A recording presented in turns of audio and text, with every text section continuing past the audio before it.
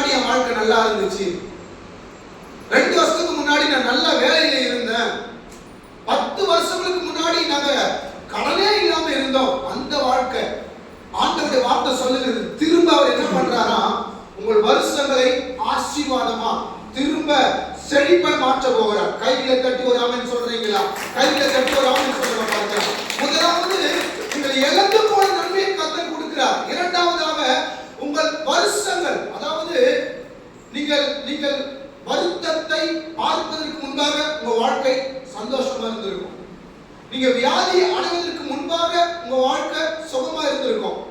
நீங்க கடன்காரராய் இல்லாமல் இருப்பதற்கு முன்பாக கடன் இல்லாமல் இருந்திருப்பீங்க. அந்த நாட்கள், அந்த வருஷத்தை தேவன் உங்களுக்கு திரும்ப தரப்போகிறார். ராமன் சொல்லுங்க பார்க்கிறோம். உங்கள் இறுதிகள் எதை குறித்து பயப்படாமல் இருக்கட்டும் தேவ பிள்ளைகளே. நாம் அழகாய் பரிசுத்தமான வேத வசனத்துல படிக்க சங்கீத புஸ்தகத்துல நாம் மாறி மாறி படித்த சங்கீத புஸ்தகத்துல 5வது சங்கீதத்துல 11வது வேத வசனத்துல ஆண்டவரை நம்பி இருக்கிற பிள்ளைகளுக்கு என்று சொல்லப்பட்ட வார்த்தை, ஆண்டவரை தெய்வமாய் கொண்டிருக்கிற மக்களுக்காய் சொல்லப்பட்ட வார்த்தை படிக்க கேட்கலாமா? 5வது சங்கீதம் வசனம் 11.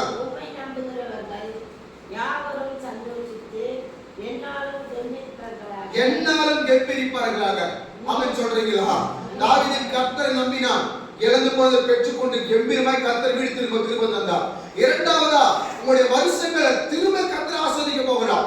உங்கள் வருஷத்தின் வாழ்க்கையில பல வருடங்களாய் ஒருவேளை உங்களுக்கு என்று ஒரு சொந்த ஒரு நல்ல நன்மை இல்லாமல் இருக்கலாம். உங்களுடைய வாழ்க்கையில வருஷங்களாய் வாழ்ந்து நீங்கள் விருத்தி அடையாமல் இருக்கலாம். வருஷங்களாய் கடந்து அநேக காரியங்கள் நீங்கள் தோற்று போயிருக்கலாம். தேவன் சொல்லுகிறார், திரும்ப உன் வருஷத்தை நான் ஆசீர்வதிக்க போகிறேன். அந்த வருஷம் எப்படி இருக்கும் என்றால், பச்சை கிளிகளோ முசுக்கட்டை பூச்சிகளோ தின்ன அப்படிப்பட்ட ஒரு செழிப்பை, அப்படிப்பட்ட ஒரு நல்ல நன்மையை என் தேவன் உங்க எல்லைகளுக்குள்ள உண்டு பண்ண போகிறார். நீங்க வாழ்க்கை வாழ்கிற இடமா இருந்தாலும் சரி, நீங்கள் எதிர்பார்த்து கொடுக்கிற திட்டமாக இருந்தாலும் சரி, இந்த வருஷங்கள் என் தேவனால் உங்களுக்கு திரும்ப ஆசீர்வாதமாய் மாறும். கரங்களை தட்டி நன்றி இயேசுவே சொல்லுங்க பார்க்கலாம். நன்றி இயேசுவே சொல்லுங்க பார்க்கலாம். இதை குறித்து நீங்க பயப்படாதீங்க.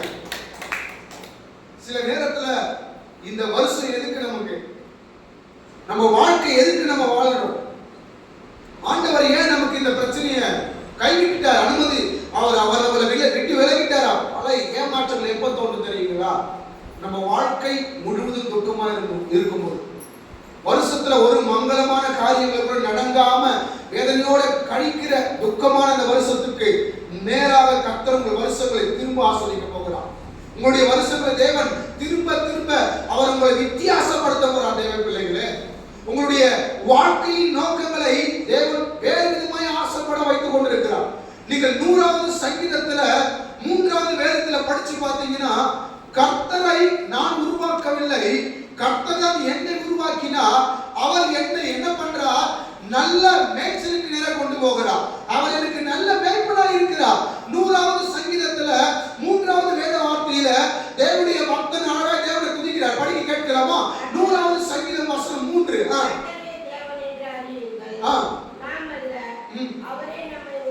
ஆண்டவரே நம்மை உண்டாக்கினார், நாம் அவரின் ஜனங்களும் அவர் மேய்ச்சலின் ஆடுகளுமாய் இருக்கிறோம். உங்கள் வருஷத்தை கர்த்தர் எப்படி பார்க்கிறார்? நல்ல மேய்ப்பனை பார்த்து கொண்டிருக்கிறார். உங்கள் வருஷத்துல வறண்டு போகிற அந்த சூழ்நிலை, நீங்கள் ஒரு விதமாய் இருள் அடைகிற அந்த நாட்கள், ஒரு விதமாய் நீங்கள் பதட்டம் அடைகிற நாட்கள், கர்த்தர் எனக்கு மேய்ப்பனாய் இருக்கிறார். என்னுடைய வருஷத்தை அவர் நல்ல மேய்ச்சலுக்கு நேர கொண்டு போகிறவர், என்னுடைய வாழ்க்கையை நல்ல செழிப்புக்கு நேர கொண்டு போகிறவர்.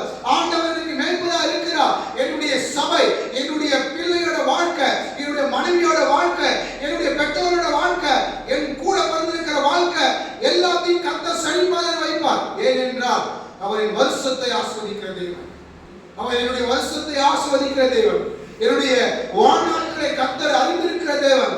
ராமன் சொல்ல பார்க்கலாம். திரும்ப வருஷங்களை கர்த்தர் ஆசீர்வதிக்க போறார். தேவ பிள்ளைகளே, நீங்கள் இழந்து போன நன்மையை திரும்ப பெற்றுக் கொள்றீங்க.